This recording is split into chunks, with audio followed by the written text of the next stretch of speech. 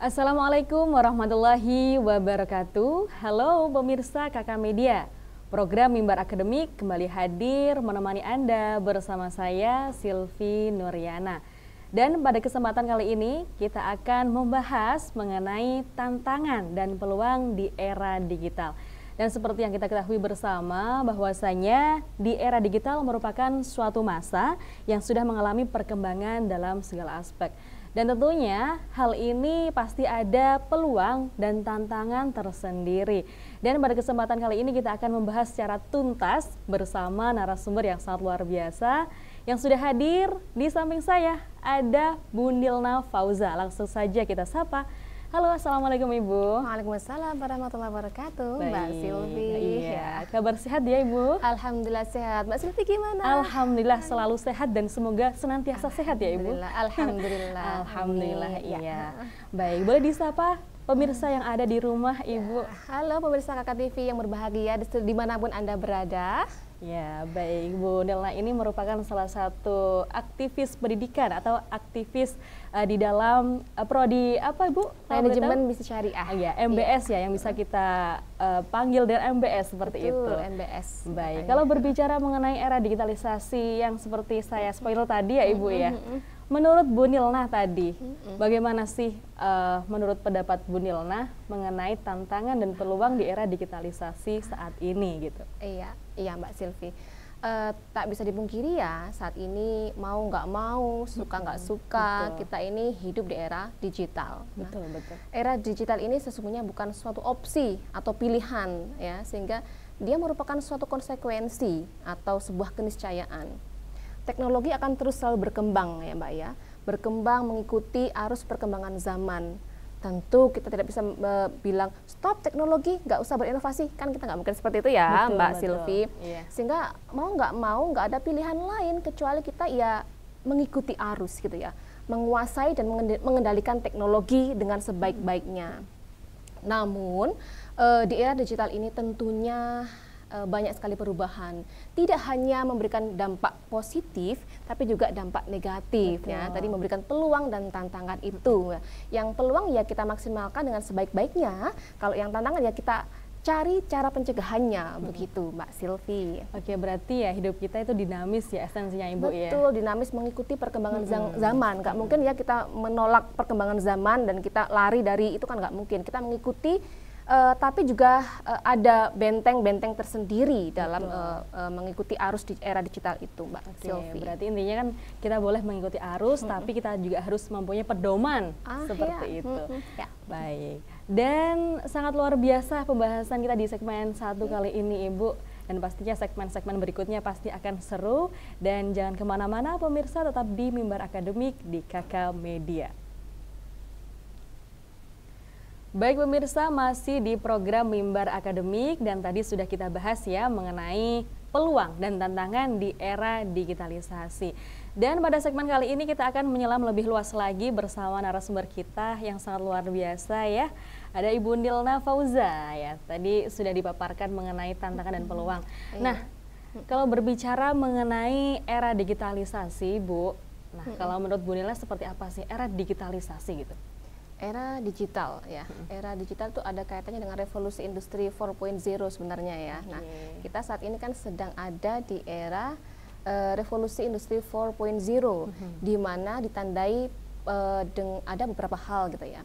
Yang pertama adanya Internet of Things, jadi semuanya serba internet ya. Yang kedua adanya big data ya, atau penyimpanan data dalam skala besar. Dan yang ketiga adalah digitalisasi yang sekarang kita perbincangkan ini. Jadi transformasi digital. Apa sih era digital itu ya? Sebuah masa atau era di mana ada pengintegrasian menggunakan digitalisasi atau otomatisasi pada segala aspek kehidupan manusia. Nah, ini ya Mbak ya, kalau dulu zamannya Bu Nilna itu ya, ketika mau motret kamera itu ya, namanya Kodak kamera. Kodak. Sekali jepret nunggu cetaknya lama Mbak itu ya. Nah itu manual ya atau analog ya. nunggu dicetak itu lama 3 hari 4 hari. Nah kalau sekarang tinggal cepat pakai gawai kita ini ya, langsung ya. Kita langsung bisa lihat hasilnya. Kalau jelek tinggal buang gitu ya. Nah itu salah satu bentuk digital. Kemudian yang lain ya Mbak, kalau dulu kita mau pengen sesuatu itu kan kita butuh ke pasar dulu ya atau ke toko dulu ya.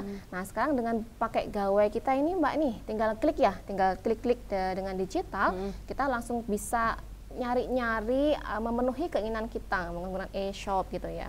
Bisa melalui Shopee atau Lazada atau Tokopedia. Nah, kalau untuk yang lain di bidang pendidikan misalnya Mbak, kalau dulu sekolah itu harus ada tatap muka ya Mbak ya, atau offline, bahasa kita sekarang offline, ada online gitu ya. Tapi kalau di era digital ini ya semua digitalisasi ya, kita melalui dari mana saja kita tuh bisa kuliah, kita tuh bisa sekolah. Mbak Sri juga gitu kan ya. Jadi dengan gawai kita kita bisa mengikuti perkuliahan dimanapun kita berada. Kita dapat mendapatkan ilmu dari mana aja, dari platform digital apa aja. Nah itu era digitalisasi seperti itu Mbak Silvi. Menyinggung soal tadi ya digitalisasi. Jadi kan berbeda antara masa Bu Nilna sama masa saya gitu ya. Betul. Jadi nggak heran kalau di rumah pakai handphone aja tapi ibunya marah-marah. Gitu. Iya ya, kan ada kesenjangan tadi ya, ada perbedaan masa aja gitu. Padahal kan beda masa. Beda masa gitu. Dan memang sekarang kita tidak bisa Mbak keluar tadi ya, seperti yang Bu Nilna sampaikan di depan, bahwa kita tidak bisa meninggalkan dari era digital ini. Tadi suka nggak suka ya, bukan opsi ya, karena kita memang harus mengikuti tadi ya, mengikuti perkembangan zaman. Karena lagi-lagi kita tidak bisa menghentikan laju inovasi teknologi dan kita lari dari era digital, nggak mungkin bisa. Jadi ya kalau ya mungkin ya wajar ya ibunya marah-marah, tapi ya ada kalanya ya mungkin sang ibu juga diajak di menggunakan di era digital. Nah, butuh komunikasi ya Ibu ya. Bahwasanya main HP bukan hanya untuk nge-game tapi juga untuk pendidikan, mungkin bersosialisasi gitu ya. Betul, menambah ilmu dia melalui webinar gitu. Iya Mbak Silvi. Bahkan sekarang lomba pun juga online gitu ya. Betul. Lewat online semuanya. Dan membahas mengenai era digital tadi ya Bu ya. Pastinya kan pasti ada peluang, tantangan. Nah, ini tergantung konsumennya seperti apa. Kalau menurut Bu Nilna nih, tantangan, ancaman dari era digital seperti apa Ibu? Nah, kalau kita berbincang tentang tantangan tuh ya, sesuatu yang harus kita hadapi dengan bijak gitu ya. Sesungguhnya teknologi ini Mbak ya, kita harus mendudukan dulu teknologi itu seperti apa sebelum kita menyikapi sebuah tantangan. Teknologi ini sejatinya merupakan tool ya, atau alat. Teknologi bukanlah goal atau tujuan. Nah, sehingga kita harus bisa mendudukan teknologi ini sesuai proporsinya. Sebagai apa tadi? Sebagai alat ya, sebagai tool. Sehingga kita tidak akan bisa mengendalikan teknologi. Kita sebagai subjek, pelaku, bukan objek. Nah, tantangannya kalau kita menjadi objek teknologi, maka kita akan dimanfaatkan teknologi, Mbak. Nah, ini tantangan yang pertama ya. Tantangan pertama adalah manusia itu bisa menjadi objeknya teknologi atau dimanfaatkan teknologi. Misal gini Mbak, tadi seperti ibunya ya, tadi, kok lama banget sih ngapain pegang HP melulu gitu ya. Nah, seseorang yang kecanduan HP yang notabene juga di situ ada platform digital ya, WhatsApp kan digital ya Mbak ya, platform digital yang berbasis media sosial begitu. Nah, ini terlalu lama menggunakan platform digital. Nah, itu seperti kita dimanfaatkan teknologi akhirnya. Karena waktu kita habis di situ. Nah, ini yang pertama, karena kita dimanfaatkan teknologi sebagai objek teknologi, bukan sebagai subjek. Nah, ini tantangan yang pertama. Tantangan yang kedua adalah adanya distorsi psikis atau psikologi pemakai digital. Nah, ketika seseorang itu disuguhi konten-konten atau isi-isi dalam platform digital berbasis media sosial ya, seseorang itu seperti menganggap itu benar ya, padahal kan tidak seperti itu ya. Kalau apa yang berseliweran di media sosial itu sesungguhnya adalah sekelumit atau sekelumit bagian dari kehidupan seseorang. Tetapi nyatanya fenomena terjadi di masyarakat, banyak generasi muda kita atau masyarakat kita yang menganggap bahwa apa yang disuguhkan, konten-konten yang ada di dalam platform digital berbasis media sosial itu benar. Realitas gitu. Realitas. Betul. Sehingga mereka akhirnya meng-copy paste, mengadopsi itu tanpa mensaring dulu. Nah, ini akhirnya mendistorsi psikisnya si pemakai gitu, Mbak Silvi.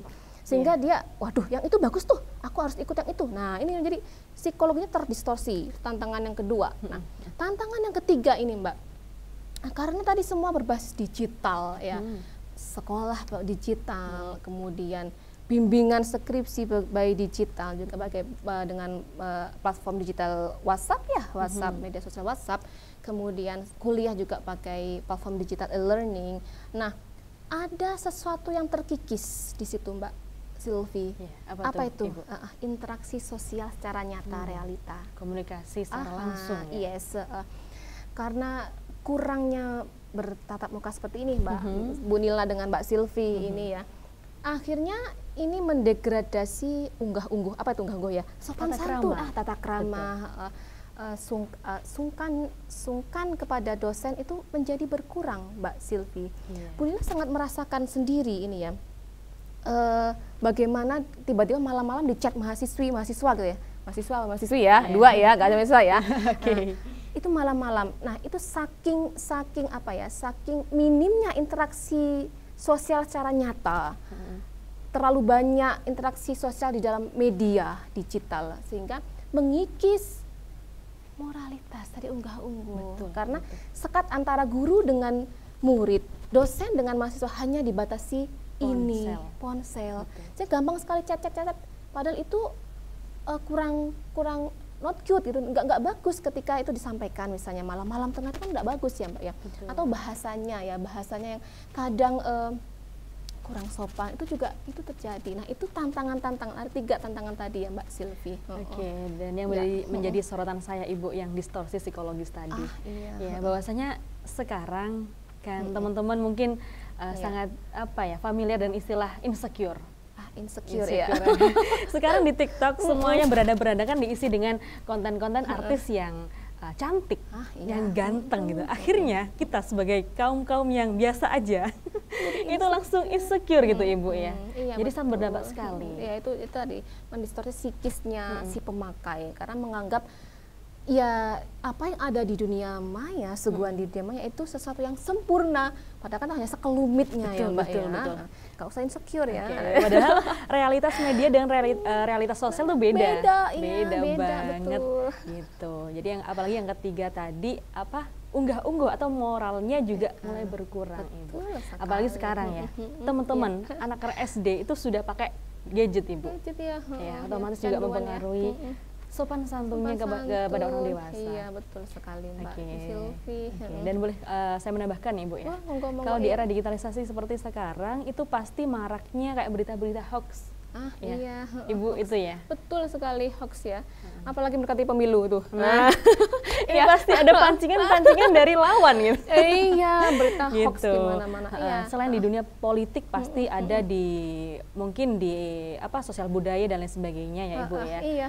Mungkin memperkeruh situasi sudah damai sebenarnya, tapi diperkeruh oleh hoax ini gitu ya. Oke, kalau menurut Bu Nilna sendiri, cara mencegah hoax ini bagaimana sih, Ibu? Iya, cara mencegah hoax gitu ya.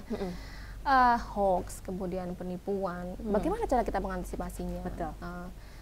Sebaiknya gitu ya, kita gitu ya, saring dulu nih sebelum sharing gitu ya. Saring dulu, info-info yang kita dapatkan saring dulu, cari dulu kebenarannya. Cari kebenaran itu ada 2 sisi, Mbak Silvi. Dari isi beritanya, kita cek dulu kebenarannya. Benar nggak ini kira-kira? Biasanya kalau sesuatu yang bombastis, itu syarat akan ketidakbenaran gitu ya. Maka cek dulu isi beritanya. Yang kedua adalah cek juga sumbernya. Siapa sih pembawa beritanya gitu ya. Jadi saring dulu sebelum sharing ya. Itu penting banget agar kita tidak ikut bagian dari yang menyebarkan hoax gitu ya. Kalau mungkin kalau berhenti di kita sih enggak masalah ya, tapi ya itu bahaya juga sih. Misalnya kita dapat berita hoax selesai di kita. bahaya kalau kita menjadi rantai pula yang men-share berita hoax tadi. Nah, makanya tadi saring sebelum sharing, disaring dulu kebenarannya, cek isi kontennya seperti apa, kemudian cek pula pembawa beritanya siapa. Nah, kemudian baru kita share. Nah, kalau dalam istilah Al-Qur'annya itu kita mengenal istilah tabayun. Bertabayun. Tabayun. Tabayun dulu, ini benar enggak gitu ya, benar enggak beritanya, benar sahih enggak si pembawa beritanya, atau si pembawa berita orang yang suka membuat onar. Bisa jadi ya kita harus hati-hati, jangan-jangan ya dia suka bohong, berarti dia kemungkinan juga bohong, maka jadi kita cek dulu tadi Mbak Silvi begitu. Apalagi media sekarang ya Ibu ya, untuk meningkatkan rating itu kan biasanya memposting hal-hal yang yang lebih bombastis seperti itu ya. Bahkan clickbait itu juga banyak, Mbak. Betul. Jadi kita sebagai konsumen tuh harus bertabayun pemirsa, atau mencari kebenarannya. Yang pertama dari isi konten, apakah ini benar? Dan yang kedua adalah sumbernya. Kalau sumbernya mungkin dari portal resmi, dari media yang mungkin mengangkat berita-berita ataupun informasi, oke lah kita bisa untuk opsi kebenaran gitu. Kalau mungkin lah beturah atau nyinyir ya. Ya, nyinyir kan isinya Ibu ya. Iya. Kan kita harus tanda tanya besar itu. Seperti itu. Apalagi kalau di grup keluarga Ibu. Kan mungkin dari kita sudah mensaring sebelum men-share ya. Tapi mungkin dari paman kita, ibu kita, bapak kita itu sering langsung posting gitu, share di grup keluarga. Aduh, ini yang pusing tuh kita Ibu. Iya, tugas kita deh ini pepet-pepet Ibu ya, kasih tahu Bu, kan? Cek dulu Bu. Iya. Aduh, ini sepertinya kita sebagai generasi muda, kok bisa gitu informasi seperti ini masuk ke grup keluarga gitu. Yang notabene-nya juga orangnya juga sudah tergolong usia senja seperti itu. Oke. Ibu, kalau mengenai tadi ya pembahasan hoax, pastinya kan kita sebagai mahasiswa berperan penting dalam penyebaran informasi yang ada di masyarakat.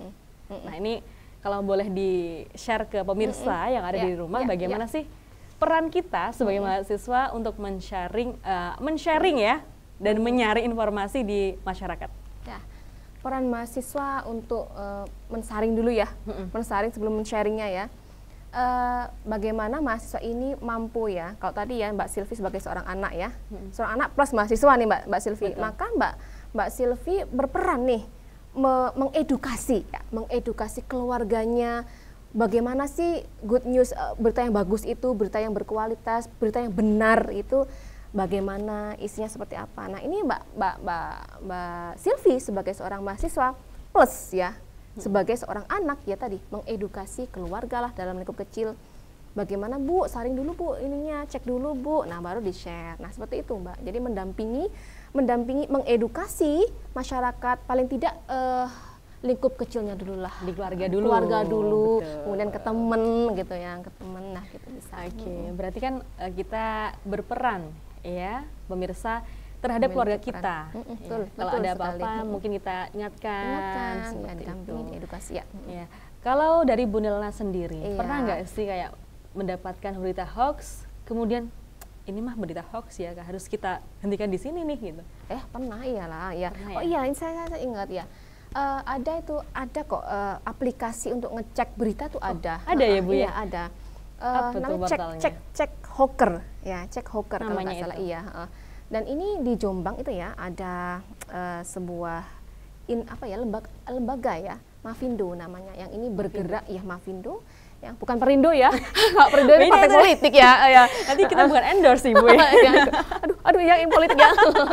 Ya, Mavindo itu adalah lembaga yang bertugas untuk mengawal mengantisipasi berita hoax. Nah, salah satunya menciptakan tadi platform juga, aplikasi untuk cek Hawker tadi, cek Hawker ya, untuk mengecek berita, kebenaran berita. Kita misalnya tentang itu ya, hoax tentang apa itu penggunaan barang-barang yang nggak benar apa sih, misalnya timun mampu mengurangi apa-apa ya, itu bisa kok Mbak Silvi misalnya cek timun mengurangi apa, langsung seret itu ada klarifikasi. Betul, iya itu ada. Apalagi kalau dulu waktu Covid ya Ibu ya, pernah tuh ada berita bawang putih.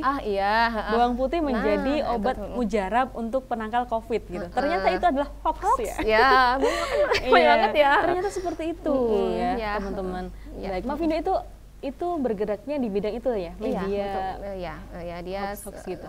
Untuk menanggulangi berita hoax. Itu swasta atau ikut birokrasi, Bu? Swasta ya. LSM gitulah.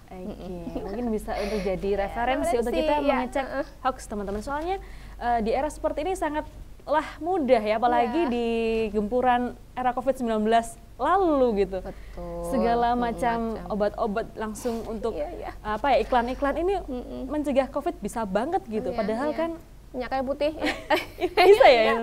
Ya itu ya berita yang hoax juga mungkin ya itu ya. Iya, terus apalagi ada berita kemarin juga yang mengenai peraturan dari Polri ya, mengenai apa itu Bu, yang PPKM? Bukan yang sandal jepit itu.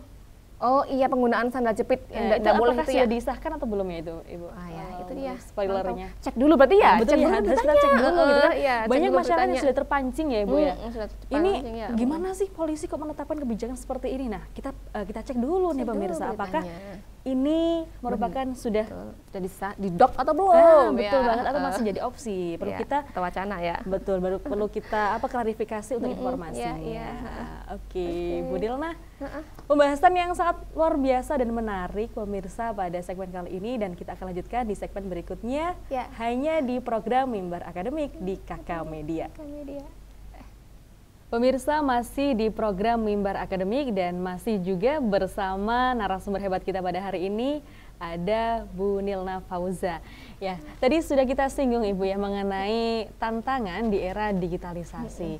Nah, pada segmen kali ini Ibu kita akan membahas secara tuntas bagaimana peluang di era digitalisasi saat ini ya Bu ya. Oke, bagaimana Ibu mengenai peluang di era digital seperti sekarang ini? Adapun kita tadi sudah berbincang tentang tantangan ya. Saat ini kita sekarang akan berbincang tentang peluang ya. Kalau berbincang tentang peluang di era digital ini banyak sekali ya Mbak Silvi. Yang pertama, peluang di bidang pendidikan ya. Pada era digital ini peluang pendidikan itu sangat bagus ya. Terutama kita bisa belajar tanpa sekat gitu ya. Kita bisa mengikuti pembelajaran dimanapun kita berada, yang pertama ya. Jadi fleksibel ya. Kita juga bisa nih mengikuti webinar ya, betul, webinar yang diselenggarakan itu non kampus kita. Nah, jadi kita menambah pundi-pundi khazanah pengetahuan kita tuh ya Mbak ya. Betul. Kita bisa mengikuti webinarnya di UB ya, di UGM. Nah, ini nih peluang kita, ini memanfaatkan kesempatan belajar itu semakin luas tanpa sekat. Ya. Yang kedua, memaksimalkan sumber-sumber belajar itu juga semakin besar ya. Ada e-book ya, itu bertebaran di mana-mana. Juga ada perpustakaan digital nih Mbak. Kita nggak perlu susah-susah payah ke perpustakaan untuk mencari referensi ya. Kalau Mbak Silvi mengerjakan makalah gitu ya atau paper, enak Mbak Silvi ya. Sekarang sudah banyak jurnal, jurnal. Kemudian ada e-book, nggak perlu capek-capek susah-susah ke perpustakaan. Itu dari sisi pendidikan. Kemudian kalau dari segi ekonomi, nah ini banyak sekali peluang bisnis berbasis digital yang muncul, Mbak Silvi. Salah satunya seperti apa nih? Menjadi influencer di Instagram. Nanti Mbak Silvi juga bisa tuh influencer ya. Kemudian yang kedua bisa menjadi YouTuber. Kalau Mbak Silvi suka mendokumentasikan masak, mungkin ya itu juga bisa kok jadi YouTuber ya. Menjadi masak kuliner gitu. Kuliner atau hal-hal lainnya. Betul. Kemudian juga yang ketiga, kita juga bisa membangun bisnis toko e-shop ya, toko e-shop ya. Nggak perlu kita membuat toko secara fisiknya, jadi mini budget lah ya, mini modal. Kita bisa membuat toko online, gitu. Nggak perlu tempat gitu kan. Kemudian kita juga bisa menjadi dropshipper Mbak, jadi itu juga minim modal juga ya. Tapi keuntungannya juga banyak gitu juga ya? Lumayan banyak. Nah itu peluang-peluang yang bisa kita manfaatkan Mbak di bidang pendidikan dan juga di bidang bisnis ekonomi tadi. Ternyata banyak sekali ya Ibu ya. Iya. Dulu Silvi juga pernah itu Bu diberikan informasi sama Bapak Dekan di FUDA. Dulu kalau di zamannya Bapak Dekan dulu ya, ketika buat makalah itu harus 7 hari 7 malam, seminggu gitu, karena kan mungkin harus di perpus Iya, ya gitu. Tapi sekarang 5 menit udah jadi, Ibu. 5 menit udah jadi. Lah ini Iya, ya. ini dia. Ini harus patut dipertanyakan gitu. Antara perpustakaan elektronik apa? Atau ya copy paste ya. Nah itu Betul. ya peluang sekaligus tantangan sih Betul, sebenarnya betul. tadi ya. Untuk ya itu tadi ada peluang juga ada tantangan yang melekat ya. Seperti ibaratnya dua mata koin ya. Ada Iya. satu sisi memang ada peluangnya, tapi di sisi lain juga ada tantangannya tadi betul ya. sekali. Nah, jadi akhirnya kualitasnya dipertanyakan itu ya. 5 Betul. menit buat makan tuh kayak gimana gitu ya. Simsalabim. Gitu. Nah, dan yang pertama tadi juga tidak ada sekat ya untuk kita belajar. Betul. Kita bisa untuk belajar dimanapun. aja. Terus ikut lomba juga di mana-mana juga bisa ya Ibu ya. Ikut webinar-webinar, Betul. pelatihan-pelatihan, workshop-workshop online itu juga banyak banget. Dan ngomong-ngomong ya Ibu ya, untuk di teman saya juga ada untuk saat ini yang double universitas, karena yang satu mungkin offline, yang satu secara online. Nah ini kan juga Double merupakan degree ya peluang. akhirnya ya. Ini juga Iya. peluang nih, betul sekali untuk para pemirsa dimanapun Anda berada ya. Kalau mau double degree, mumpung gini ya eranya masih ya akan digital begini terus sih. Nah ini kita bisa mengambil double degree ya, kuliah di Kediri plus mungkin di mana gitu ya. Betul. Jadi kan double apa? Double Gelarnya degree-nya, gelar. juga, double pengetahuannya juga seperti itu. Kemudian yang faktor ekonomi tadi, Ibu ya. Iya. Di bidang ekonomi tadi sangat banyak sekali peluang yang dapat kita maksimalkan pemirsa. Salah satunya yaitu membuka toko secara online, all shop. All shop ya. All shop online bahasanya. shop, betul. Nah, dengan notabene Ibu di dunia manajemen bisnis syariah. Iya betul. Ya, ini bagaimana Ibu terkait tadi potensi-potensi all shop nih yang ada di masyarakat? Ya, kalau apalagi nih setelah pandemi ini ya, semakin marak aja ini ya, online shop yang ada. Potensinya sangat bagus sekali Mbak ya. Ini adik saya pribadi nih Mbak, ini kita berbincang aja ya. Adik saya ini salah satunya adalah all shop ya di hijab, bagian hijab. Semula memang dia memiliki outlet gitu ya, tapi karena itu pangsa pasarnya kecil ya, akhirnya tidak luas segmen pasarnya, maka dia beralih ke all shop dan ternyata omsetnya banyak. juga Iya, gitu ya. iya, lebih menjanjikan kalau di online shop kan daripada offline shop. Nah, Gitu ya, iya, Bu, ya? betul. Nah, ini nih based on a true story ya Oke. dari adik gitu ya. In the real life. Real life ya, real Betul. life. Oh, betul. Dan bagaimana sih Ibu untuk melihat ini peluang dan ini ancamannya? Itu bagaimana cara untuk mencari sebuah peluang di dalam era digital seperti sekarang ini? Caranya? Ya kita harus make sense dulu ya. Jadi bagaimana sih kita mengambil peluang? Itu peluang apa enggak sih sebenarnya? Yang pertama ya kita harus tingkatkan literasi kita dulu nih. Nah, kalau di bidang pendidikan ya kita tingkatkan literasi pendidikan kita. Kita mau memanfaatkan tadi ya webinar gitu ya. Maka kita harus gimana cara mengambil peluang itu? Ikutilah akun-akun penyedia informasi webinar banyak Mbak. Betul, Mbak betul. Di Silvi. Instagram Di banyak Instagram banget. itu banyak banget. Nah itu salah satu menangkap peluang. Kita ikutin itu. Nah kita cek di situ kapan aja webinar apa aja webinar yang ada. Kita ikutin tuh. Nanti kita akan mendapatkan banyak sekali ilmu pengetahuan. Kemudian yang kedua kalau mau mengambil peluang untuk bisnis. Nah ini mau nggak mau nih kita harus juga melebarkan sayap relasi pertemanan kita dengan orang-orang yang sudah dulu melakoni bisnis online-nya. Nah, jadi kita harus berinteraksi dulu dengan dia, mengambil ilmunya gimana, Berkomunikasi berinteraksi dengan para pemula bisnis yang sudah mendahului kita. Nah, kita ambil ilmunya, ini kita memanfaatkan peluang itu. Dan jangan lupa kita juga bisa melihat di YouTube juga Mbak. Banyak sekali konten-konten bagaimana cara memulai bisnis secara online itu banyak sekali Mbak. Sekarang sudah ya itulah sisi manfaatnya, manfaat dari era digital. Semua yang ingin yang kita inginkan itu ada.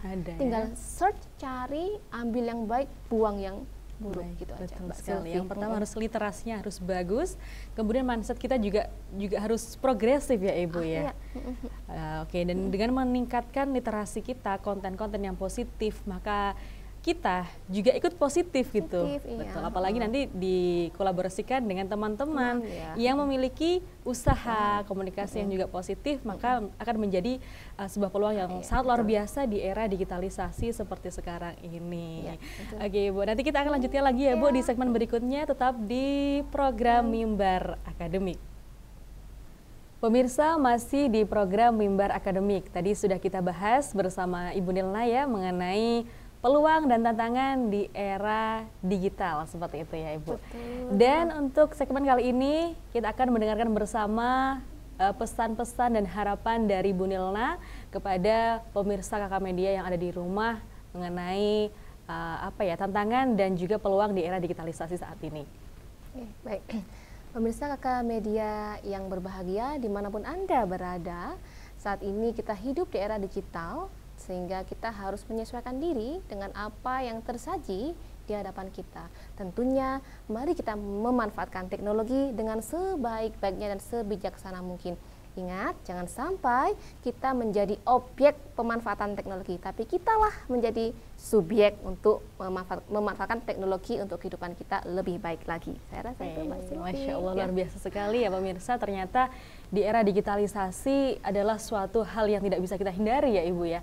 Tetapi sebagai konsumen ataupun juga orang yang memiliki ataupun juga mengendalikan teknologi, kita harus pandai memilah dan memilih bagaimana peluang dan bagaimana tantangan dari era teknologi seperti sekarang ini. Tentunya hal-hal yang harus kita lakukan yang pertama adalah memperbanyak literasi, kemudian komunikasi dengan orang-orang yang progresif ya, kemudian juga meningkatkan mindset bagaimana menjadi pribadi yang lebih baik lagi di era digitalisasi seperti sekarang ini. Dan diucapkan juga terima kasih kepada Ibu Nilna ya, yang telah memberikan informasi yang sangat luar biasa kepada kita semuanya hari ini. Dengan senang hati. Baik, semoga berkah, barokah untuk kita semuanya. Amin. Semoga bisa ketemu lagi di next kesempatan Ibu. Amin. Oke, terima kasih pemirsa atas kebersamaan Anda. Semoga apa yang disampaikan Ibu Nilna bisa bermanfaat bagi kita semuanya. Dan saya Silvi Nuryana beserta kru yang bertugas pamit undur diri. Saksikan terus program Mimbar Akademik hanya di KK Media. Wassalamualaikum warahmatullahi wabarakatuh.